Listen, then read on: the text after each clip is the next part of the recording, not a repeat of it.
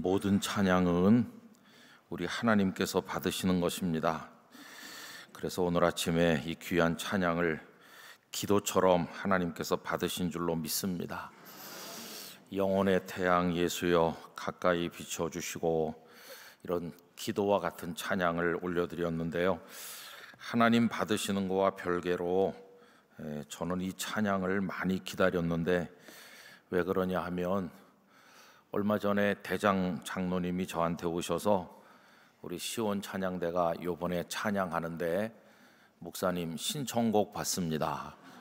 그래가지고 제가 그 영혼의 태양 예수여 그거 참 좋은데요, 오늘 아침에 나누려고 하는 말씀하고도 연결되기 때문이죠. 그랬더니 이렇게 또 편곡된 거를 미국에서 구해가지고 연습한 겁니다. 시온 찬양대가 오늘 아침에 특별하게 준비한 찬양인데, 우리 다시 한번 박수하도록 하겠습니다.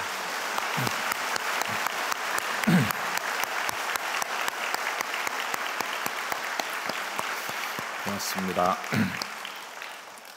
오늘 아침에도 또 차량 안내도 해주시고 주방에서 봉사도 하시고 또 귀한 식사도 제공해 주시는 집사님 가정도 있고 정말 감사합니다. 그 모든 분들에게 다시 한번 감사의 박수를 올리겠습니다.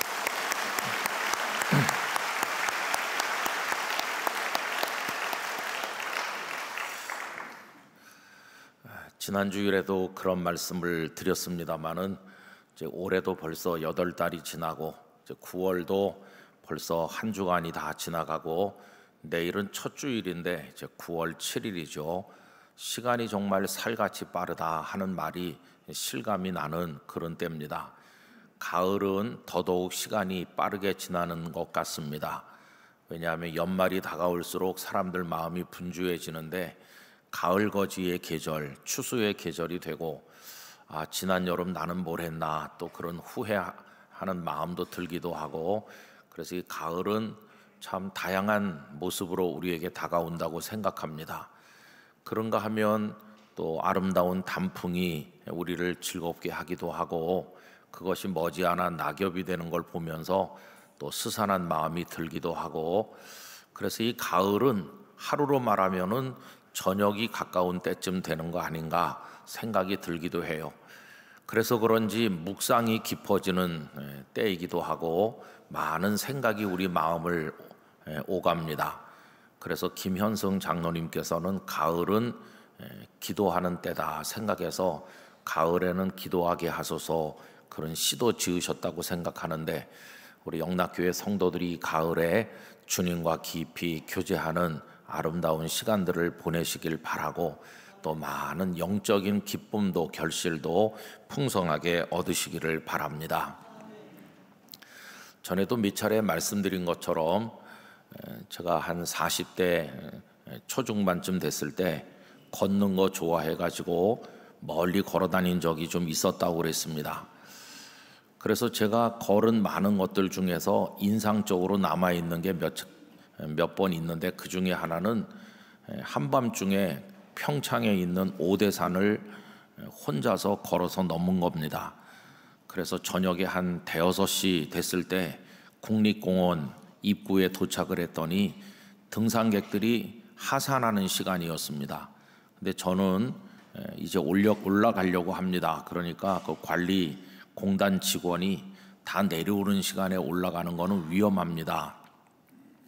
그래서 안 된다고 했는데, 제가 배낭을 아주 그럴듯한 걸 메고 있고 옷을 그럴듯하게 차려입은 걸 보더니 산악 전문가인 줄로 알고 특별히 허락해 줬습니다.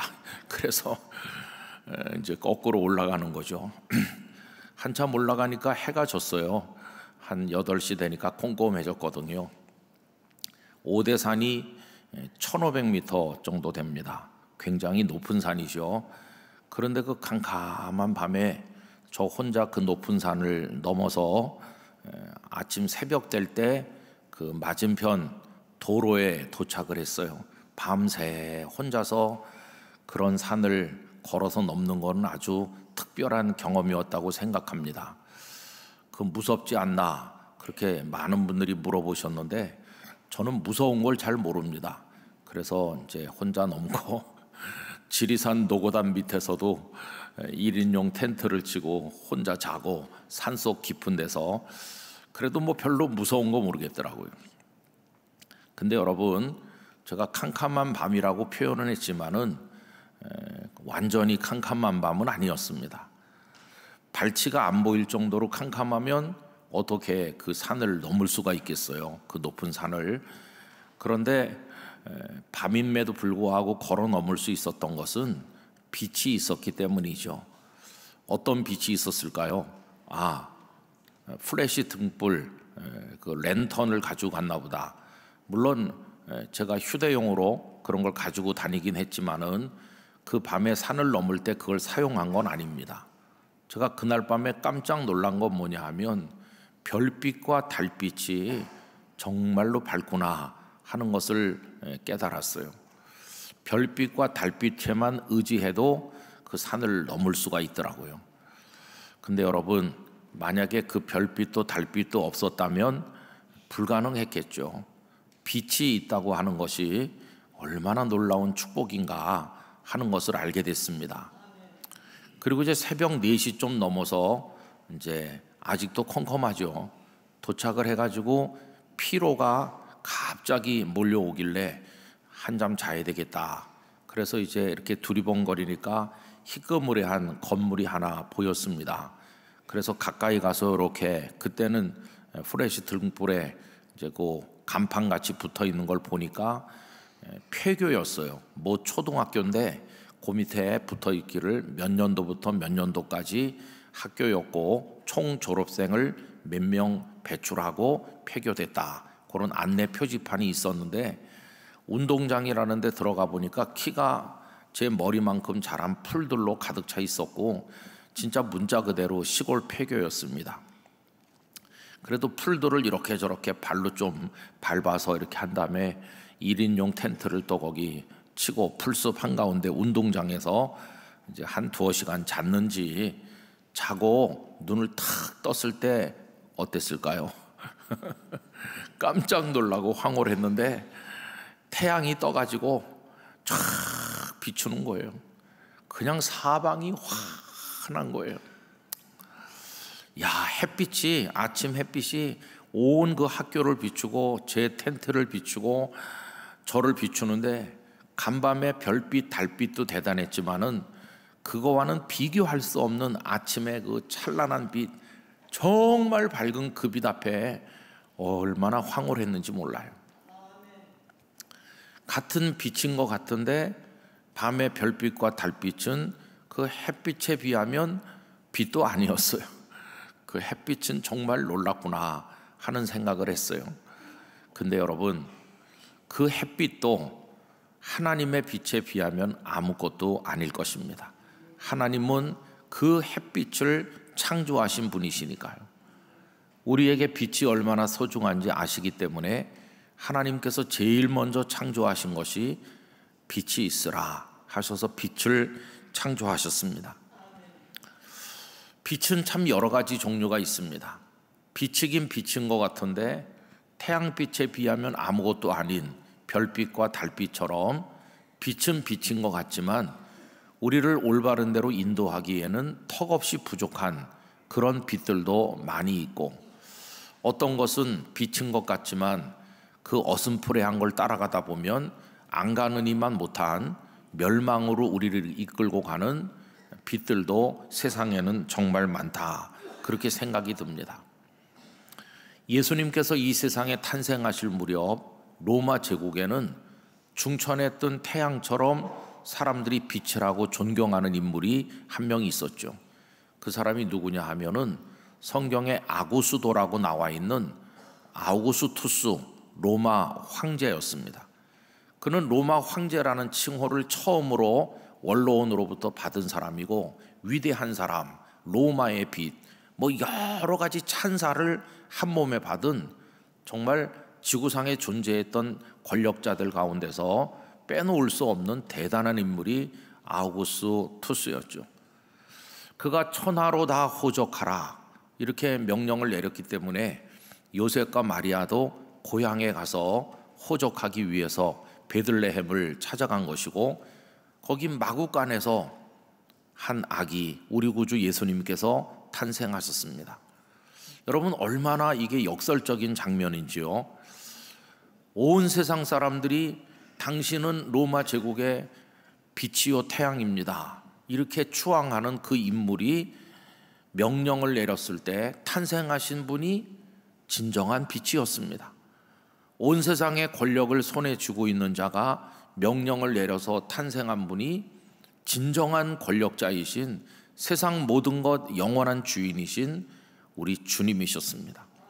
그래서 로마의 그 어마어마한 궁궐을 거니는 아우구스투스와 베들레헴 마구간에서 나신 그 예수님은 비교가 되지 않는 것 같지만, 아우구스투스는 빛인 듯 하나 참 빛은 아닌데 진정한 빛 되신 예수님께서 탄생하신 것입니다.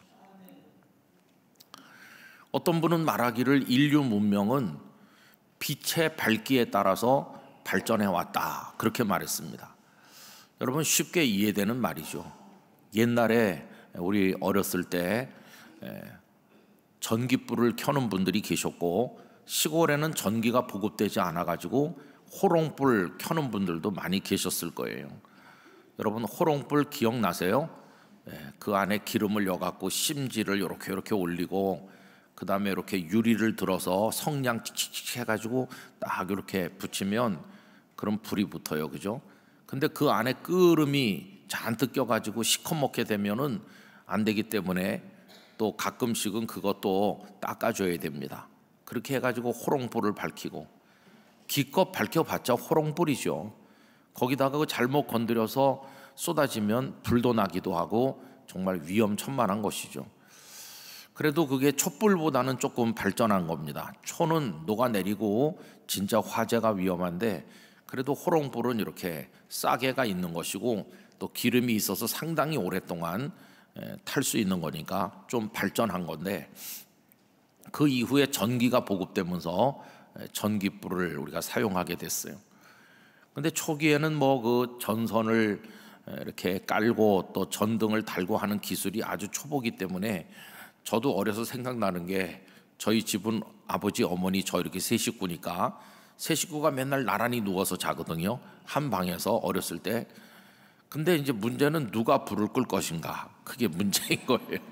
왜냐하면 그 천장 하나 가운데 기다란 형광등, 그거 흐릿한 기다란 형광등 하나 천장 한복판에 달려 있는데, 그 스위치가 그 밑에 바로 달려 있거든요. 달랑달랑 하면서 이렇게 동그란 거 이렇게 누르면 꺼지고, 이렇게 다 아시죠? 그거 지금 잠옷 입고 누웠는데 켜고 잘 수는 없고, 누가 일어나서 딱 눌러야 되는데 그게 너무너무 귀찮은 거예요, 일어나서 끄기가.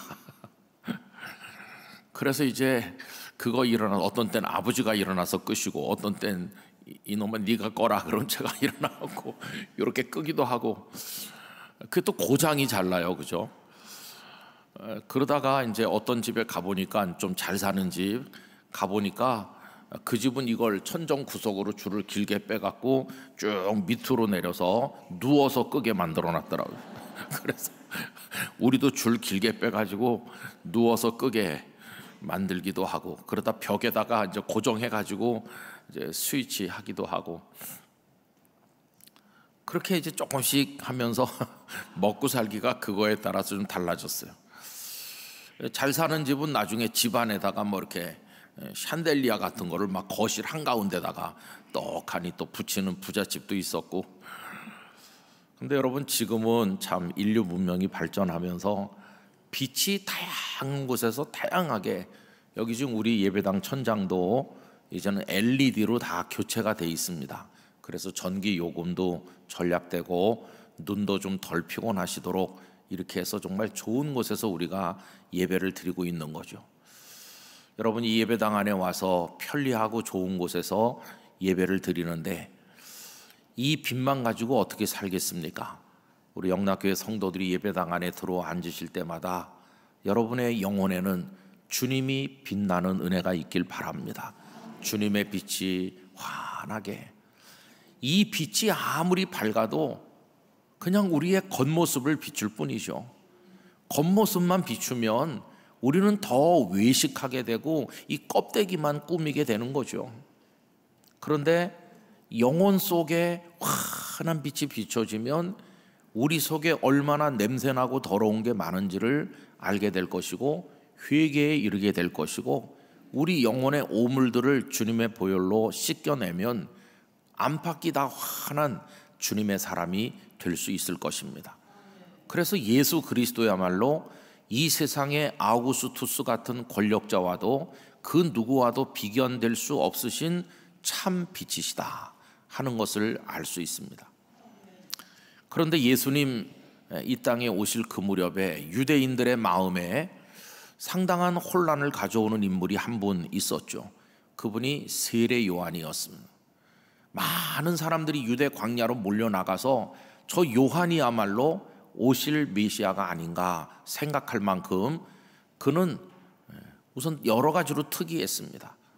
약대 털옷을 입고 메뚜기와 석청을 먹으면서 그리고 광야의 빈들에 살면서 그의 전하는 말씀 메시지가 얼마나 강렬하고 거친지 그러면서도 거역할 수 없는 권위가 느껴져서 사람들이 그 앞에 탄식하면서 우리가 어떻게 하면 되겠습니까? 회개하라고 그러고 굉장했습니다. 사람들이 다 그를 빛인 줄 알았죠. 그런데 여러분 오늘 요한복음 1장 본문에서는 한마디로 얘기하고 있어요. 여러분 거기 8절 말씀에 보면 그는 요한은 이 빛이 아니다 이렇게 단언하고 있어요.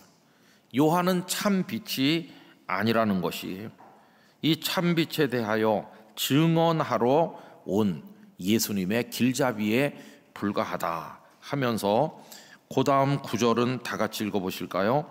참빛 곧 세상에 와서 각 사람에게 비추는 빛이 있었나니 아멘.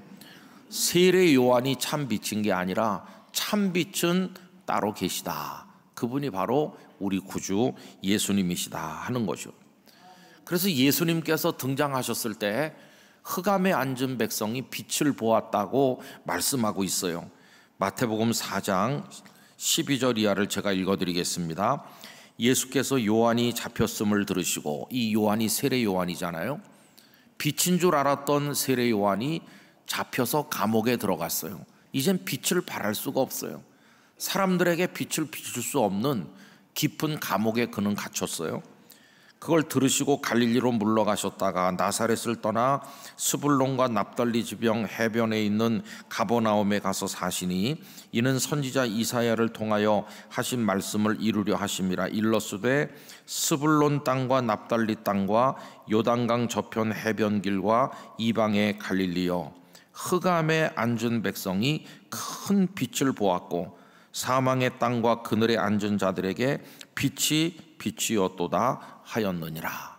우리 예수님께서 가버나움에, 막달라에, 또 거기 들판에, 집에, 그리고 혹은 바닷가에 다니시면서 말씀을 전하고 능력을 행하실 때 그 주님이야말로 참 빛이어서 흑암에 앉은 백성들이 그 빛을 보게 되었다, 이렇게 말씀을 하고 있는 것입니다. 그래서 여러분, 예수님 전과 후는 완전히 다르다는 것을 알 수 있어요. 예수님 전에는 흑암에 앉은 백성이었는데 예수님께서 오신 다음에 사람들에게 그 빛이 비추게 된 거죠. 12해를 혈루증으로 앓던 여인, 예수님 만나기 전에는 그 질병이 가져오는 흑암 속에서 허우적대고 있었습니다. 그러나 예수님의 옷자락에 손을 대는 그 순간 그 여인은 생명의 빛 안으로 들어가게 된 것이었어요. 복음서는 그런 이야기로 가득 차 있어요. 누가복음 7장에 그 여인이 어떤 과거가 있는 여인인지 모르지만 바리새인 시몬이 죄인으로 낙인 찍은 그 추한 여인이 향유를 가지고 와서 예수님께 붓고 머리털로 씻기고 눈물로 주님 앞에 엎드렸을 때 주님은 그 여인의 죄를 씻어 주심으로써 그 여인은 그 고통의 흑암에서 벗어나서 용서와 구원의 빛을 보게 된 것이었어요. 이 복음서는 흑암에 있는 사람들이 예수님의 빛으로 들어오는 결국 그런 이야기를 우리에게 보여주고 있다는 것입니다. 여러분, 그렇다고 한다면 이 말씀이 우리에게 보여주는 메시지는 분명하잖아요. 거짓된 빛 안에서 방황하지 말고 참 빛이신 예수 그리스도께로 오라 하는 것이고, 흑암에서 헤매지 말고 빛 되신 주님께로 나오라 하는 것입니다. 여러분, 이 어둠 속에서 헤매던 사람이 빛 되신 그리스도 안에 들어오는 이야기가 2000년 기독교 역사에서 최고의 인물 중에 한 분이라고 모두가 말하는 그 아우구스티누스, 어거스틴의 인생 속에서 고스란히 드러납니다. 그는 맨 처음에 흑암에 앉은 사람이었어요. 아프리카 타가스테라고 하는 빈촌 벽촌에서 그는 태어났습니다. 그리고는 아주 똑똑했기 때문에 사람들이 다 주목하는 학생이었는데, 근데 뭐 집안에 그렇게 경제적으로 여유가 있는 것도 아니고, 그리고 또 그가 아프리카에서 배울 수 있는 것은 한계가 있었습니다. 그 타가스테 그 지역은. 그런데 어떤 사람의 물질적인 후원으로 인해서 아프리카 최대 도시 중에 하나였던 칼타코에 가서 공부를 하게 됐어요. 그래서 그 당시 성공하기 위해서는 반드시 배워야 되는 수사학의 대가가 되고 이제 교수가 되었습니다. 그래서 그의 명성이 로마 제국 안에 널리 알려지게 되었죠. 그래서 그는 로마 시에까지 진출했고 거기서 학생들을 지도하는 명예로운 일들을 하게 되었습니다. 그러나 그의 마음속에는 여전히 어둠이 있었던 것이죠. 여러분, 그 당시 사람들은 마니교라는 그런 종교의 영향을 많이 받아가지고 이원론적 가르침에 깊이 빠져 있었습니다. 이 마니교는 선과 악, 빛과 어둠의 이원론을 가르쳤어요. 이 어거스틴은 그의 마음으로는 빛 가운데 살길 원했는데 현실의 삶은 캄캄한 어둠을 헤매고 있는 그런 모습이었어요. 언제나 이제 가책을 많이 느꼈다고 그러죠. 또 그는 맨 처음에는 눈에 보이는 물질적인 세상, 이 세상이 전부다 그런 생각을 했었어요. 그가 마니교에 무려 9년이나 심취해서 따라다녔는데 이제 그런 많은 방황의 기간이 있었습니다. 그러다가 여러분, 그가 소시적에 눈에 보이는 현실 세계, 물질의 세계, 어떤 육적 욕망, 그런 거 말고 뭔가 정신적인 고상한 세계가 있구나 하는 거를 깨닫게 해준 책이 하나 있었는데, 당시 유명한 철학자인 키케로라고 보통 부르죠. 그의 호르텐시우스라고 하는 책, 그걸 읽고 그가 굉장히 감동을 많이 받게 됐어요. 여러분, 제가 그 아우구스티누스의 유명한 고백록 제3권 거기서 칼타코에서 하는 그 부분에 제4장이 호르텐시우스 이렇게 되어 있는데요. 제가 한번 읽어보겠습니다. 그러한 무리에 둘러싸여 풋나기였던 나는 웅변에 관한 서적을 즐겨 읽었고 웅변으로서 남보다 뛰어나고자 했지만 그것은 인간의 허영을 즐기는 명예욕에 불과할 뿐이었습니다. 나는 일반적인 교과 과정을 마치고 마침내 키케로의 책을 읽게 되었습니다. 그 키케로의 책이라는 게 호르텐시우스. 근데 이 책은 지금 전해지지 않고 있어서 그 내용을 알지는 못합니다. 그의 문체는 감탄할 만큼 뛰어난 것이었습니다. 그리고 그 내용은 철학을 권장하는 것으로서 호르텐시우스라는 표제가 붙어 있었습니다. 이러면서 그 호르텐시우스를 읽은 것이 어떤 정신의 세계에 그런 고차원적인 세계에 눈을 뜨게 만들었다고 이야기하고 있습니다. 여러분, 그는 자기 마음속에 더러운 죄악의 욕망이 끓고 있는 것을 굉장히 힘들어했습니다. 내 머리로는 아주 아름다운 사람으로 살고 싶은데 현실 속에서는 내가 왜 이렇게 욕망에 빠져서 허우적대나, 이거 어떻게 벗어날 수 없을까? 근데 아까 말씀드린 마니교의 이원론에서는 그걸 해결해 주지 못했어요. 빛과 어두움은 다 있는 거다. 누구 속에나 빛도 있고 어둠도 있기 때문에 어쩔 수 없다는 식의 절망을 이야기했어요. 그러다가 그는 이런 책들을 읽으면서 그의 마음속에 깨달음을 하나 얻게 됩니다. 그것은 이원론이 아니라 일원론이라는 것을 깨닫게 돼요. 이건 그의 어떤 변화의 결정적인 단계입니다. 결국 이런 거죠. 방 안에 어둠과 빛이 동시에 존재할 수 없다는 것을 그가 깨닫게 된 것입니다. 처음에 방에 들어가면 캄캄하지만 빛을 밝히는 순간 어둠이 같이 존재하는 게 아니라 빛 앞에 밀려서 사라진다는 걸 알게 됐어요. 그래서 여러분, 그 영혼의 방에 어둠이 빛이 동시에 존재하는 게 아니고 빛이 환하면 환할수록 내 영혼 속의 어둠은 발 붙일 곳을 찾지 못하고 사라져 버린다. 빛으로 충만함, 그걸 사모하게 된 거죠.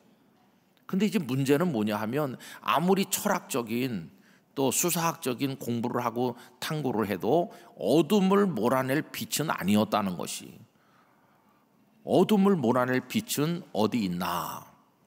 여러분, 이게 그를 이제 예수 그리스도께로 이끌어간 것을 볼 수 있습니다. 그 다음에 보면 이렇게 나와요.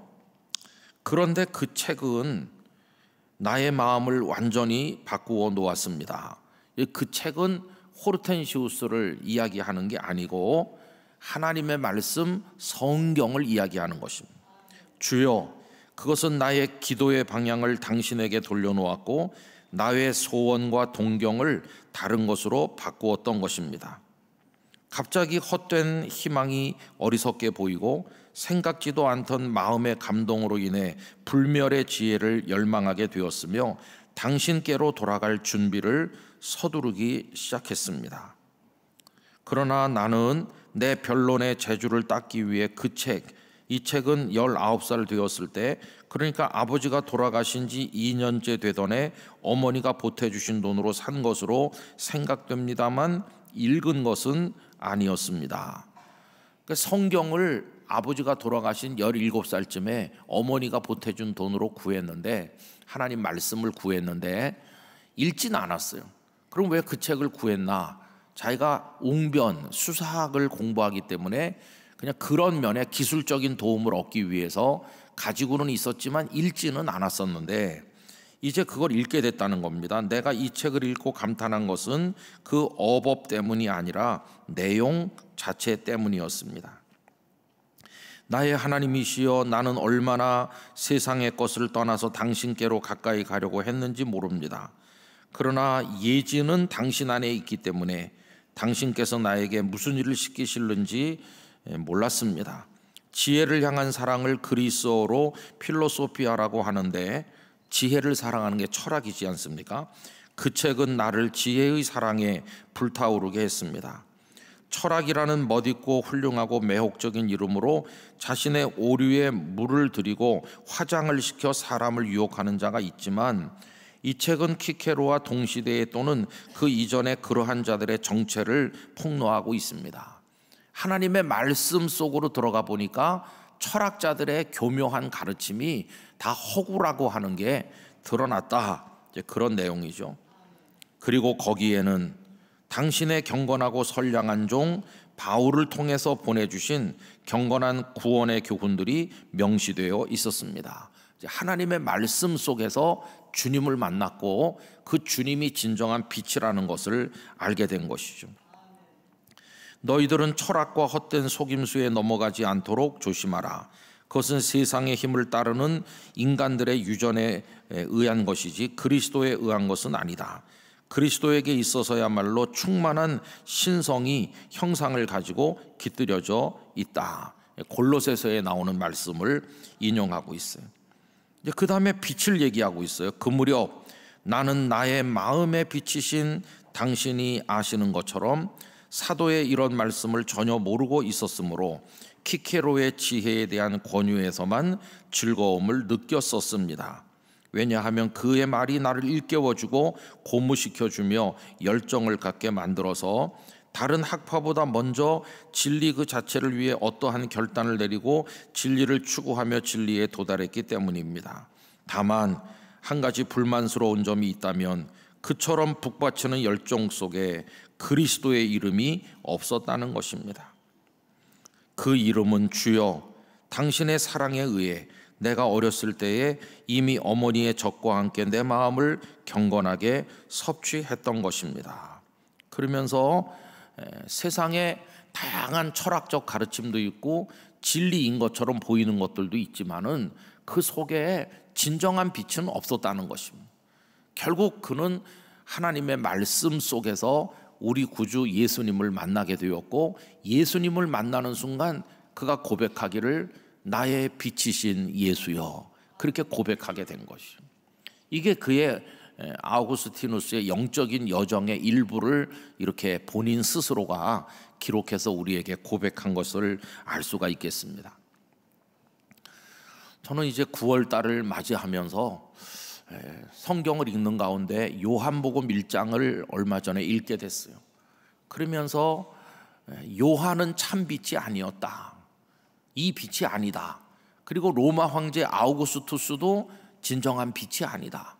그런데 이 세상에 와서 비추는 참 빛이 있었다. 그 빛은 다름 아닌 예수 그리스도이시다. 그래서 예수님이 빛이라고 하는 게 그 전에 이 말씀을 읽을 때는 잘 몰랐던 감동으로 제 마음을 사로잡게 되었습니다. 그래서 제가 우리 찬양대에서 목사님 신청곡 있으세요? 그러길래 영혼의 태양 예수여, 그 찬송을 부르시면 좋을 것 같아요, 이렇게 말씀드리고 오늘 이렇게 불러주신 것입니다.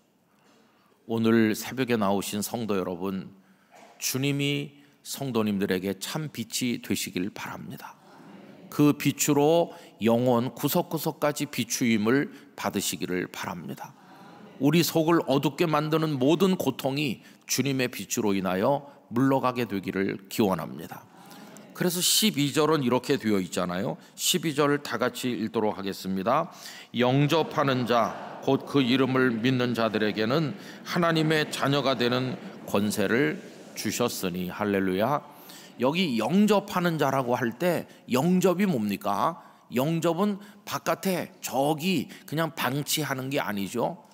내 마음을 활짝 열고 내 안으로 모셔드리는 게 영접이죠.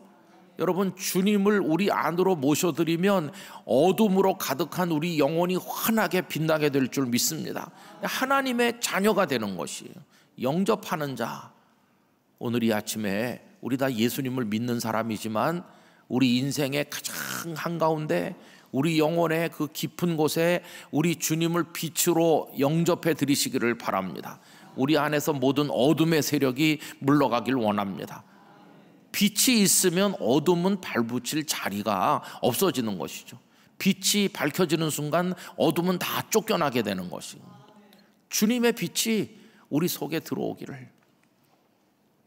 여러분, 이 세상은 언제 어둠이 물러갈는지 희망이 없는 세상이에요. 어저께 우리 전병주 목사님 2주간의 새벽 기도에 인도하는데 다니엘서 같이 읽었거든요. 여러분, 거기 말씀을 어제 새벽에도 같이 나누면서 제 마음에 많은 깨달음이 있었어요. 다니엘 그러면 우리 굉장한 인물로 생각합니다. 그래서 아들 여성 낳았을 때 넌 다니엘이라, 집에서 다니엘로 부르겠어, 그런 얘기를 했을 만큼 다니엘은 정말 대단하잖아요. 그는 포로로 끌려갔습니다. 그러나 더러운 것에 오염되지 않길 원해서 친구들과 함께 왕이 주는 진미를 거절했고, 또 그는 하나님의 신령한 것을 깨닫는 영감도 있어서 느부갓네살 왕 앞에서 존귀하게 되었던 사람이고, 그리고 1장 맨 끝에 가보면 고레스 왕 원년까지 있으니라 이렇게 나오죠. 고레스 왕 원년까지 있었다는 것은 바벨론이 멸망하고 페르시아가 등장해서 고레스가 통치하는 그때까지 있었다는 건데, 고레스 왕 원년은 의미가 있는 해입니다. 왜 그러냐 하면 고레스가 왕이 돼가지고 그 첫 해에 포로된 유다 백성들을 예루살렘으로 돌아가게 했으니까 고레스 왕 원년은 예레미야를 통해서 70년이 차면 돌아가게 하겠다던 하나님의 약속이 성취된 해가 고레스 왕 원년이니까. 여러분, 바벨론에 요만했을 때 끌려온 다니엘, 그리고 70년이 흐른 거예요.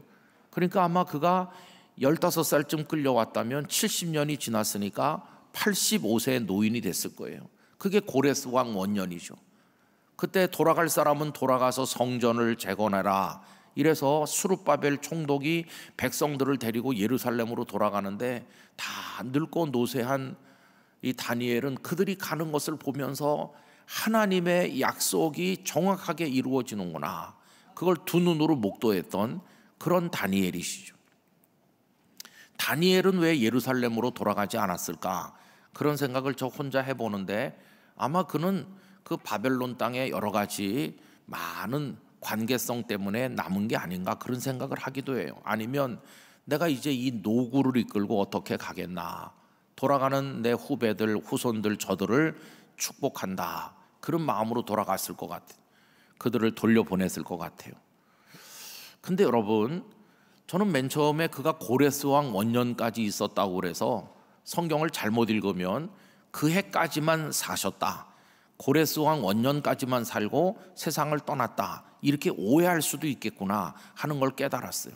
왜 그러냐 하면 어제 새벽에 우리 오이코스 말씀 읽기에 따라서 읽으면은 어제 나눈 말씀이 다니엘이 환상을 보는 얘기가 나와요.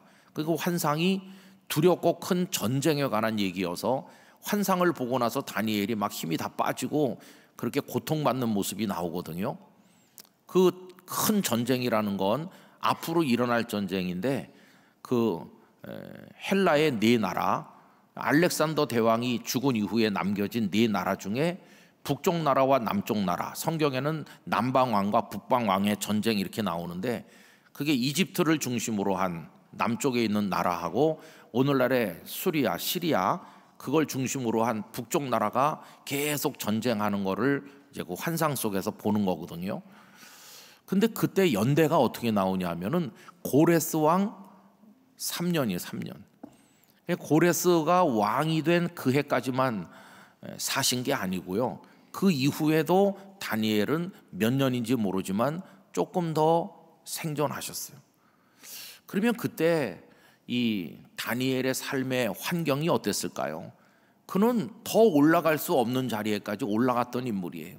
그 이전에는 최고 높은 총리 자리에 올라갔지 않았습니까? 그 다리오 왕 때 그걸 시세움하는 사람들이 그를 고발해가지고 왕 외에 다른 존재에게 기도한답시고 해서 사자굴에도 들어갔다 나온 그런 다니엘인데 세상의 부귀영화 더 누릴 수 없을 만큼 최고의 자리에서 누리고 하나님과 교통하고 신령한 은혜가 있고 더 부러울 게 없는 자리에까지 이른 인물이 다니엘이에요.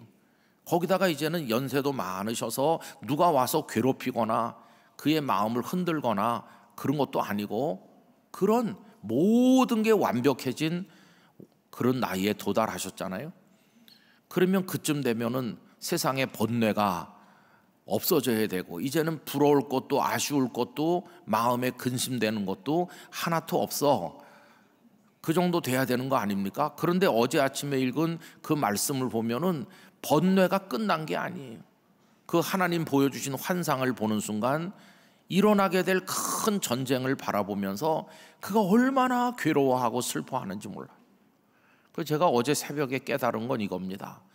우리는 너무 단순하게 내가 지금 돈이 없는데 돈이 좀 있으면 고통이 끝날 거야, 내 자식 때문에 지금 속이 끓는데 저 녀석이 정신 차리면 내가 근심이 끝나고 좋아질 거야, 내가 지금 좀 옆구리가 아픈데 다 나으면 괜찮을 거야.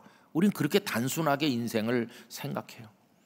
그런데 그 다니엘 이야기를 보면 더 부러울 게 없을 만큼 완벽하게 누렸고 완벽하게 가졌고 완벽한 자리에 있고 그런데도 그는 번뇌하고 슬퍼하는 거예요. 그래서 제가 어제 아침에 다시 한번 깨달은 게 이게 죄의 결과구나. 이 세상에 두 발 디디고 사는 동안에는 가지고 싶은 거 다 가지고 누리고 싶은 거 다 누린 사람 속에도 여전히 슬픔과 번뇌는 있는 거구나. 세상 자체가 어둠의 세상이구나. 이런 걸 생각했어요. 그래서 더 간절한 기도가 하나님 앞에 드려지게 됐는데요. 여러분, 제가 이제 목사로 살고 이 나이가 됐잖아요. 제가 뭐 부족한 게 있겠어요? 저 부족한 게 없습니다. 아무것도 없어요. 털모자가 부실한 것 같지만 아무것도 뭐 그것 때문에 뭐 제가 고통을 받거나 매일 아침 거울 앞에서 근심 걱정을 하거나 그런 거 전혀 없어요.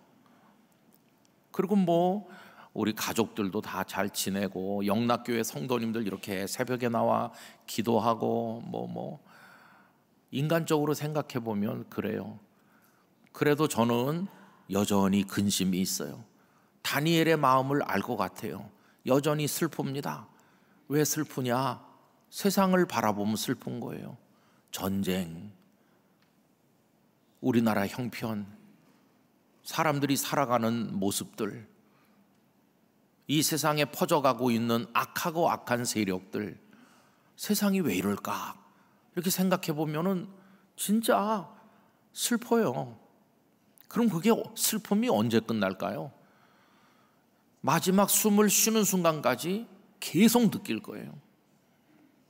뉴스를 볼 때마다, 세상을 볼 때마다, 망가지는 사람들을 볼 때마다 탄식하고 괴로워하고, 누가복음 2장에 나오는 경건한 노인 시므온도 똑같아요. 그가 이스라엘의 위로를 기다렸다고 그러는데 그게 그겁니다. 하나님, 시대가 왜 이렇고 세상이 왜 이렇습니까?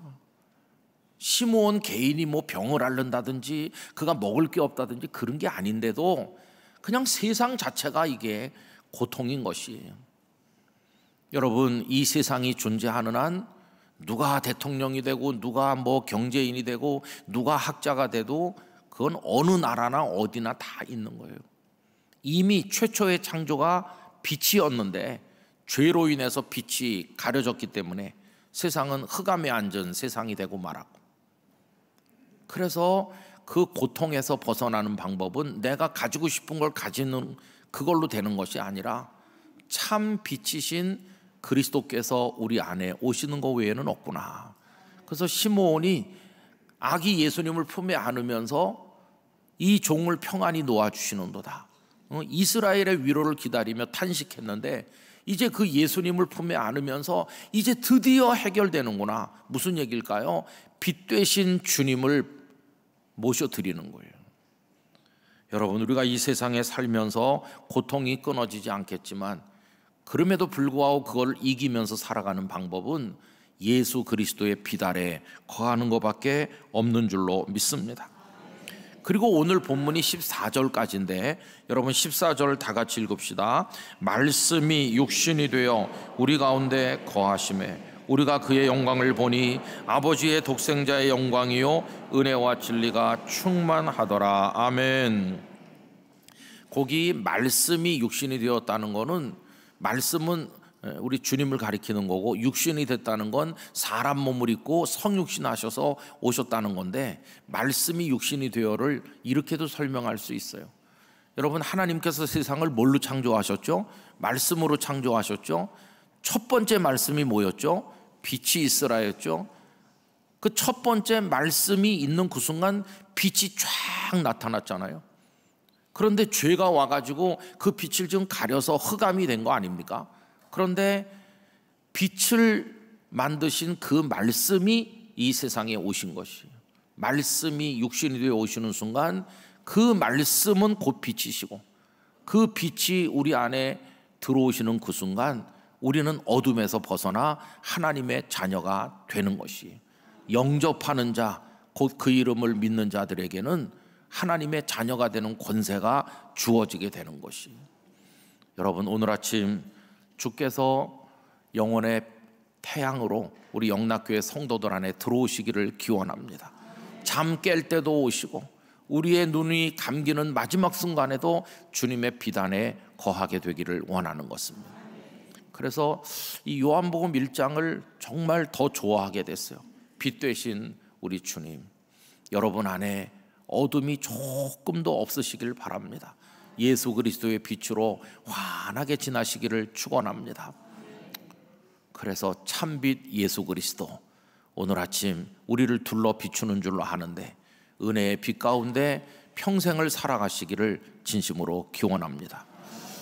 태산을 넘어 험곡에 가도 빛 가운데로 걸어가며 찬송하죠. 그 주님의 빛을 받아서 천국문에 이르는 그날까지 우리 모두가 빛의 자녀로 살게 되기를 축원합니다.